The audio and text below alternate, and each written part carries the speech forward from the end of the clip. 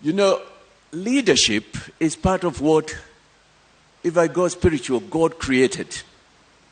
And in my faith, the Christian faith, we say all leadership comes from God.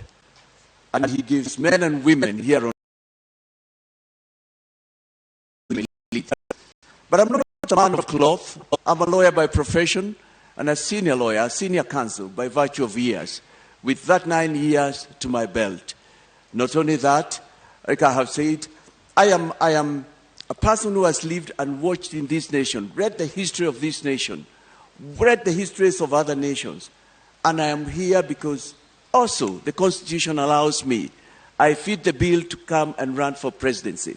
But I come again as a new person in this area. This is my second stab at the president, but I've not been there before.